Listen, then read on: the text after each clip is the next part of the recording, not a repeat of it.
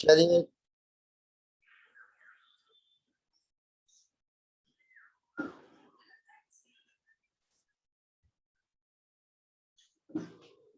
द्रव्य संग्रह ग्रंथ का स्वाध्याय हम और आप कर रहे हैं और इस द्रव्य संग्रह ग्रंथ के स्वाध्याय में तृतीय अध्याय में मोक्ष मार्ग का स्वरूप हमारे बीच में दर्शाया जा रहा है और वह मोक्ष का मार्ग सम्यक दर्शन, सम्यक ज्ञान, सम्यक चारित्र है।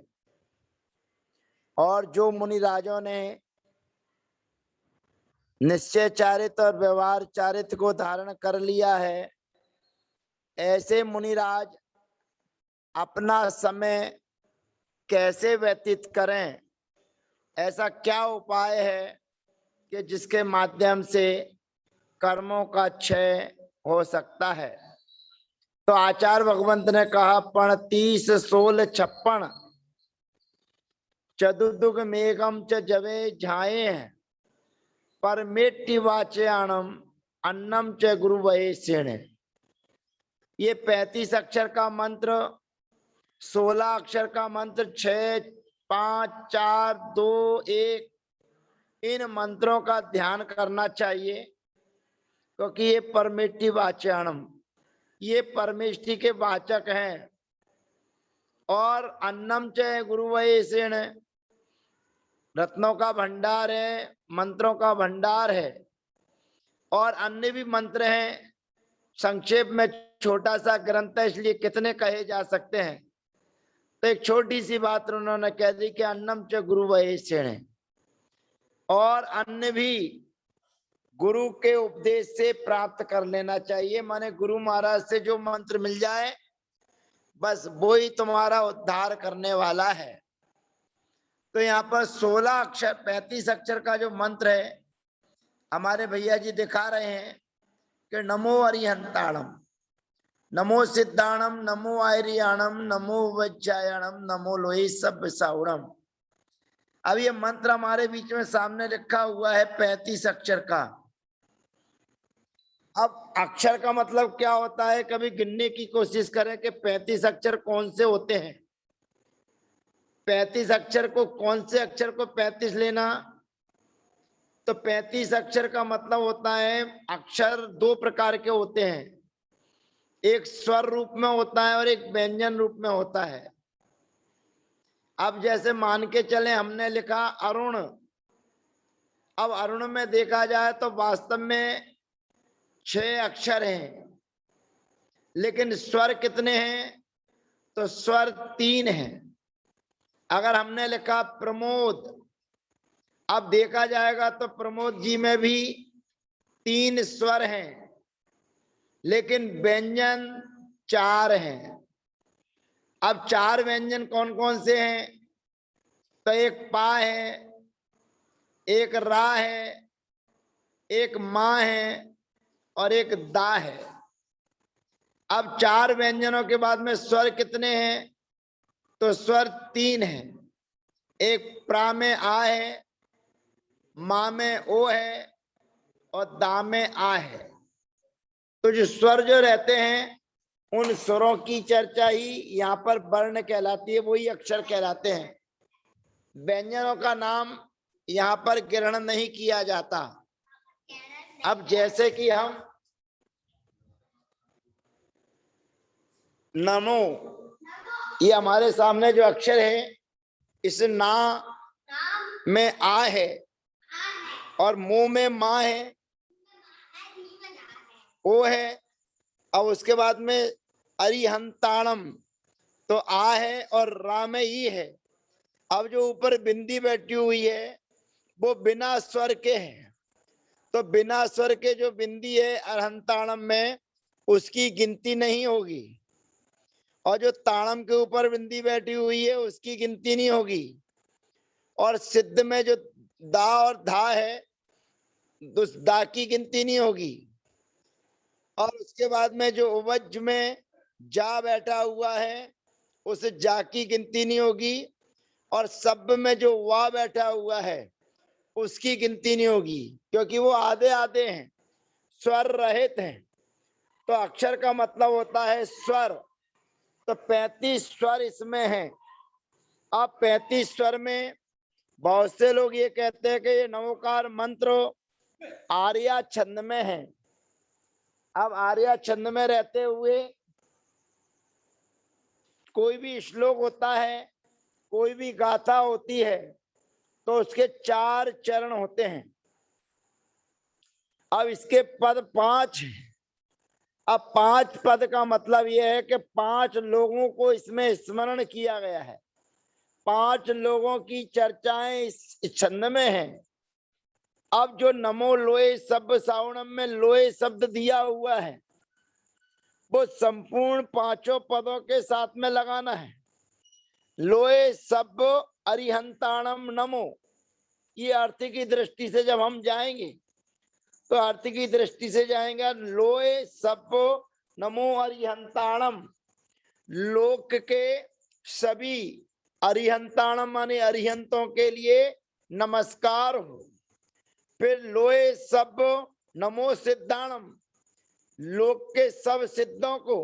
अब प्रश्न करेंगे आप, भैया अरिहंत भगवान तो लोक में पाए जाते हैं, आचार्य परमेष्टि लोक में पाए जाते हैं, उपाध्याय परमेष्टि साधु परमेष्टि लोक में पाए जाते हैं, सिद्ध परमेष्टि कहाँ पाए जाते हैं? तो वे लोक में पाए जाते हैं कि परलोक में पाए जाते हैं? अब विचार ये करना है कि अन्य जो दर्शन है या अन्य जो लोग हैं वो कहते हैं परलोक। परलोक का मतलब उनके यहाँ स्वर्ग को ही परलोक कह देते हैं, बैकुंठ में। तो बैकुंठ का मतलब है क्योंकि उनके जहाँ भगवान अवतार लेते हैं, तो अवतार तो वही ले सकते हैं जो अभी भगवान नहीं बने हैं या जिनको भगवान बनना है। क्योंकि एक बार दूध में से आपने घी बना लिया है, और जब दूध का घी बन गया तो आज तक घी से कभी दोबारा दूध नहीं बना है। दूध से आप चाहें तो पेड़ा बना सकते, दूध से आप चाहें तो खीर बना सकते, दूध से आप चाहें तो रबड़ी बना सकते हैं, लेकिन दूध से आपने जो चीज बना ली है उससे दूध नहीं बन सकता। दूध से दही बन सकता है लेकिन दही से दूध नहीं बन सकता। दूध से रबड़ी बन सकती है पर रबड़ी से दूध नहीं बन सकता। ऐसे ही जो भगवान बन गया है, जो एक बार शुद्ध घी बन गया है, वो घी से आइटम तो बन सकते हैं, पकवान बन सकते हैं, व्यंजन बन सकते हैं, लेकिन घी से कभी दूध बनने वाला नहीं है। तो इसका मतलब ये है कि जो अवतार लेते हैं कि भगवान अवतार ले रहे हैं, तो भगवान होने वाले भगवान अवतार लेते हैं, जिसको हमारे यहाँ तीर्थंकर भगवंत जो आगे तीर्थंकर के 5 कल्याणक जिनके होना है, ऐसे भगवान अवतार लेते हैं, माने आते हैं इस धरा पर, और जब मोक्ष चले जाते हैं तो कहाँ है? लोक में ही है कि लोक के बाहर? अब लोक के 3 विभाग करना पड़ेंगे, ध्यान रखना। अरिहंत भगवान मध्य लोक में पाए जाएंगे, आचार्य परमेष्टि मध्य लोक में ही पाए जाएंगे, उपाध्याय और साधु ये मध्य लोक में ही पाए जाएंगे, अधोलोक में नहीं पाए जाएंगे और ऊर्ध्वलोक में भी नहीं पाए जाएंगे। लेकिन सिद्ध परमेष्टि का जो लोक है वो अंतिम में ऊर्ध्वलोक के भी ऊपर, जहां ऊर्ध्वलोक का समापन हो रहा है, उस समापन स्थान पर सिद्ध परमेष्टि हैं। तो वो सिद्ध परमेष्टि कितने हैं? अनंतानंत। तो इस लोए सब सावणम की व्याख्या करना पड़ेगी। नहीं, कहने को सब लोग ये कहते हैं कि लोक में जितने अरिहंत हैं, जितने सिद्ध हैं, तो सिद्ध अलग हैं, वे लोक में नहीं है, लोक के बाहर ऊर्ध्वलोक के ऊपर है, वहां पर विराजमान है, वो भी ऊर्ध्वलोक का हिस्सा कहलाता है। तो ऐसे अरिहंत सिद्ध आचार्य उपाध्याय सर्व साधु लोक के सभी आचार्यों को, लोक के सभी उपाध्यायों को और लोक के सभी साधुओं को। अब लोक के सभी साधुओं का मतलब जो महाव्रतों को धारण करने वाले हैं, जिन्होंने अहिंसा आदि 5 व्रतों का पालन करने का संकल्प ले लिया है, जो सिरके वालों का केसलोच करते हैं, जो नग्न अवस्था को धारण किए हुए हैं, 5 समितियों का पालन कर रहे हैं, वे लोग के सब साधु लेना। जो वो साधु नहीं लेना है कि जो नाम के केवल साधु हो और चर्या के रूप में साधु ना हो। उनको साधु का जो भेष जिन्होंने धारण किया है, अंतरंग में जिनके साधुत्व भाव नहीं है, वो साधु को यहाँ ग्रहण नहीं करना। यहाँ तो निर्ग्रंथ लोक के सब साधु का ग्रहण करना है। अब ये मंत्र को हमको कैसे जपना है, नमोकार मंत्र में कैसे जपना है? अगर ध्यान लगाना है आपको, प्राय करके लोग मंदिर में माला फेरते हैं और माला उनकी चलती रहती है और नमोकार मंत्र होता रहता है। लेकिन अगर वास्तव में आपको ध्यान लगाना है और आपका ध्यान इधर उधर ना भटके, तो नमोकार मंत्र को 3 प्रकार से पढ़ा जाता है। जैसा लिखा हुआ है, नमो अरियंताणम, नमो सिद्धाणम, नमो आयरियाणम, नमो वज्जायणम, नमो लोई सब सावणम। जैसा लिखा हुआ है वैसा ही नमोकार मंत्र पढ़ेंगे। अब उल्टा क्रम से पढ़ेंगे तो उल्टे क्रम में आपकी ज्यादा ध्यान की एकाग्रता आएगी।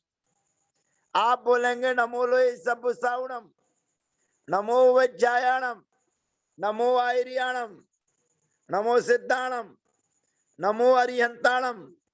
अब नमो अरिहंताणम के बाद में आपके दिमाग में बैठा हुआ है नमो सिद्धाणम, तो जहाँ नमो अरिहंताणम के बाद में सिद्धाणम आया तो आपको ध्यान रखना पड़ेगा कि नहीं, सिद्धाणम नहीं बोलना है, हमें नमो लोई सब सावणम बोलना है। तो उल्टे नमोकार मंत्र के पढ़ने से फिर बहुत से लोग कहेंगे मंत्र को उल्टा पढ़ना चाहिए कि सीधा पढ़ना चाहिए। अरे भैया, जब मंत्र पढ़ो तो मंत्र तो सीधा ही पढ़ना चाहिए, लेकिन जब आपको ध्यान लगाना है, जब आपका मन इधर उधर भटक रहा है, चंचल हो रहा है, अपने आप को रोकना है, तो आप सीधे पढ़ने में तो मौत ही सरकते चले जा रहे हैं और आपका मुंह भी चलता चला जा रहा है, क्योंकि आपको मालूम है कि अरिहंताणम के बाद में सिद्धाणम आना है। लेकिन ध्यान अगर आपको बनाना है तो आप उल्टे क्रम से चलिए। फिर यदवा तदवा चलिए। यदवा तदवा का मतलब है कि जो क्रम है वो क्रम नहीं आना चाहिए। नमो अरिहंताणम, नमो आयरियाणम, नमो लोए सब सावणम, नमो सिद्धाणम, नमो वज्जायणम। अब जो क्रम है वो क्रम का नहीं लिया आपने, क्योंकि अरिहंताणम के बाद में सिद्धाणम आता, आपने सिद्धाणम नहीं बोला, आपने आयरियाणम बोला। आयरियम के आरंभ तो वाज्याणम नहीं बोला, नमो लोए सब सावणम बोला। अब नमो लोए सब सावणम के बाद में वज्जायणम बोलते तो वो क्रम पास का पास हो गया, तो फिर आपको सिद्धाणम बोलना है। और सिद्धाणम के बाद में आचार्य नहीं बोल सकते क्योंकि वो क्रम है, तो फिर वज्जायणम बोलिए, तो आपका ध्यान और एकाग्र रहेगा कि मेरे को क्या बोलना है और किसके अनुसार बोलना है। तो एक क्रम से चलता है, एक उल्टा चलता है और एक पश्चात पूर्व, माने आगे पीछे कहीं से भी उठाकर आप बोल सकते हैं। आप नमो आयरियाणम बोलेंगे, नमो सिद्धाणम बोलेंगे, नमो अरिहंताणम बोलेंगे, फिर वज्जायणम बोलेंगे, फिर नमो लोए सब सावणम, ऐसा भी आप बोल सकते हैं। ये ध्यान लगाने की एक पद्धति है, व्यवस्था है। तो नमोकार मंत्र के बारे में जितना बोला जाए उतना कम है, क्योंकि नमोकार मंत्र के माध्यम से ही 84 लाख मंत्रों की संरचना हुई है। तो 35 अक्षर का मंत्र होने के बाद 16 अक्षरों में अब पंच परमेष्टि आना चाहिए। तो अरिहंत में 4, सिद्ध में 2, आयरी में 4 और उवज्जाय में 4 और साहू में 2। अब यहाँ पर 16 अक्षरों में नमा शब्द नहीं है, ओम शब्द नहीं है। अगर ओम बोलेंगे तो 16 की जगह 17 हो जाएंगे, और नमः बोलेंगे तो फिर 2 और बढ़ जाएंगे, 18 हो जाएंगे, और 1 19 हो जाएंगे। तो यह सीधा सीधा लिखा हुआ है, अरिहंत सिद्ध आयरियो वज्जाय साहू, अरिहंत सिद्ध आयरियो वज्जाय साहू। ऐसे 16 अक्षर के मंत्र को भी उल्टा सीधा आगे पीछे से कहीं से भी बोल सकते हैं। साहू उवज्जाय आयरिय सिद्ध अरिहंत, साहू उवज्जाय आयरिय सिद्ध अरिहंत। मंदिरों में जब कभी कोई धार्मिक अनुष्ठान होते हैं तो बच्चों के मनोरंजन के लिए 1 मिनट की प्रतियोगिताएं वगैरह होती हैं, तो उसमें यही बोला जाता है कि आप बोलिए, भगवान के नाम बोलिए, आदिनाथ महावीर आदिनाथ भगवान, आदिनाथ महावीर आदिनाथ भगवान। माने उन नामों को उच्चारण करने पर दोनों का नाम बराबर बराबर आना चाहिए। तो दोनों के बोलने के ये ध्यान की एकाग्रता के लिए ही है। अपन लोग तो समझते हैं कि केवल 1 मिनट की प्रतियोगिता चल रही है उसमें। तो सोचना विचार करना ये है कि जब 1 मिनट की प्रतियोगिता में सामने वाले से नाम बुलवाए जाते हैं तो उसकी 1 मिनट में जो बताया जा रहा है, जिस क्रम से कहने के लिए बोला जा रहा है, उस क्रम में अटपटा हो जाता है, आगे पीछे हो जाता है, या जो बोल रहा है एक ही बार एक ही शब्द को दोबारा दोबारा बोल देता है। तो चिंतन और मनन ये करना है कि जहां 1 मिनट की प्रतियोगिता में उसको जैसा बताया जाता है वो वैसा नहीं बोल पाता है, तो जहां ध्यान करना है, आत्मा में ध्यान जाना है, उतरना है, तो वहां पर आपको कितनी एकाग्रता नहीं रखनी होगी। जब 1 मिनट की एकाग्रता नहीं बन पाती है तो फिर आदिनाथ भगवान जैसे 1000 वर्ष तक तपस्या करते रहे, बाहुबली भगवान 1 वर्ष तक हिले भी नहीं, इधर उधर भी नहीं गए, और 1 साल तक खड़े रहे। तो कौन से ध्यान में रहे? कहते हैं धर्म ध्यान। केवल धर्म ध्यान चलता रहा। आदिनाथ भगवान का भी 1000 वर्ष तक तपस्या करते रहे, केवल धर्म ध्यान। क्योंकि शुक्ल ध्यान की भूमिका बनती है तो श्रेणी पर आरोहण होते हैं और जीव सीधे केवल ज्ञान की भूमिका में पहुंच जाते हैं। लेकिन बीच बीच में थोड़ा थोड़ा आगे पीछे चलता है। आज वर्तमान में श्रेणियों का अभाव है, माने ना उपसम श्रेणी चढ़ सकते हैं, ना छपक श्रेणी चढ़ सकते हैं। तो आज तो मात्र केवल धर्म ध्यान, और धर्म ध्यान का मतलब है जिनेन्द्र भगवान ने जो कहा है, देव शास्त्र गुरु ने जो रास्ता बताया है, केवल उसी का आश्रय करना है, उसके अलावा नहीं। तो ऐसे 16 अक्षर का मंत्र बिना ओम और बिना ह्रीम के है। अब 6 अक्षरों का मंत्र है, तो 6 अक्षरों का मंत्र 2 प्रकार से यहाँ पर दर्शाया जा रहा है। अरिहंत सिद्ध, अरिहंत सिद्ध, अरिहंत सिद्ध, अरिहंत सिद्ध, 4 और 2 6, अथवा ओम नमः सिद्धेभ्यः, ओम नमः सिद्धेभ्यः।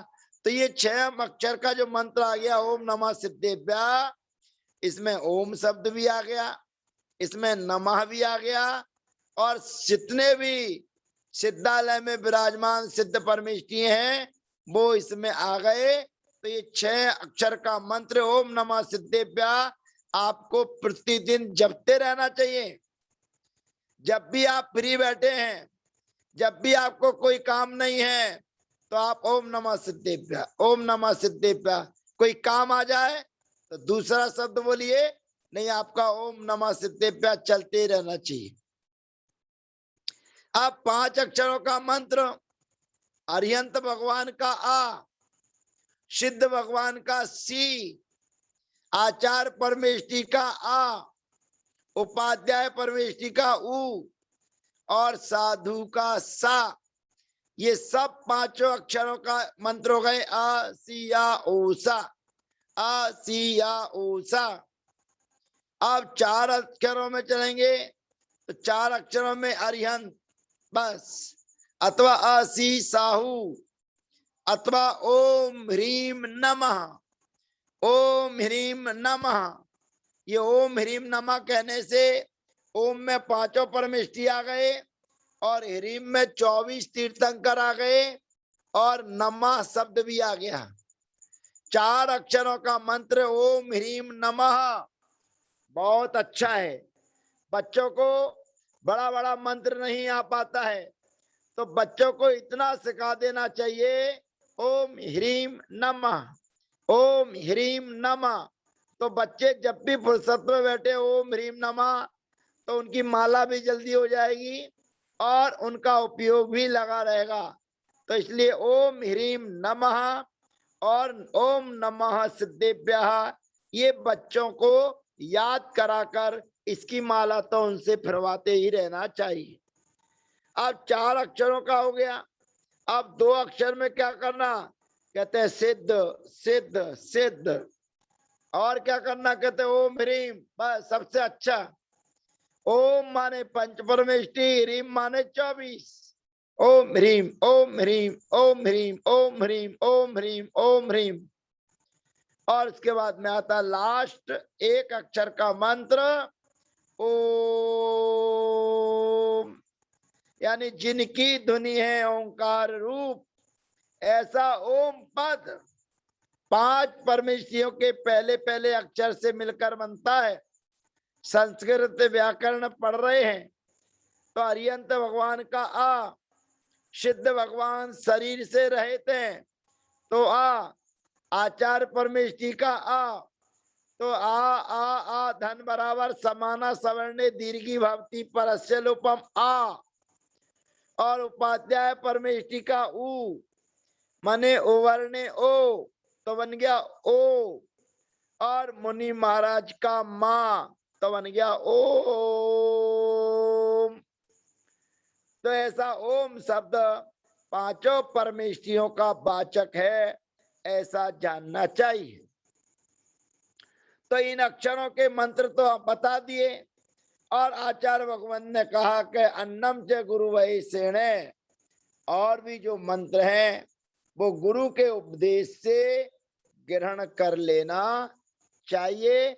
इस प्रकार से पण 30 16 56 ये नवोकार मंत्र 35 अक्षर का सब पंच परमेष्टियाणम, जितने भी मंत्र लिखे गए हैं वे परमेष्टि के ही वाचक हैं।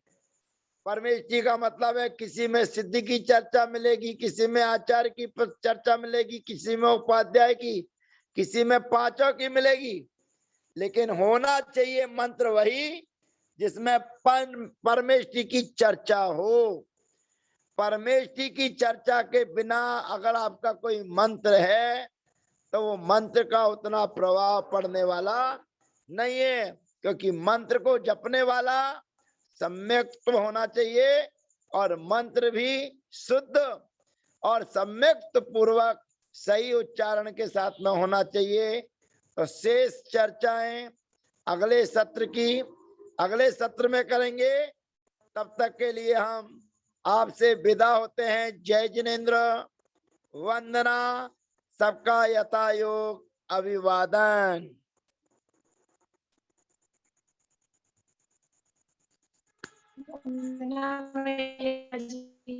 बताइए अंकल जी।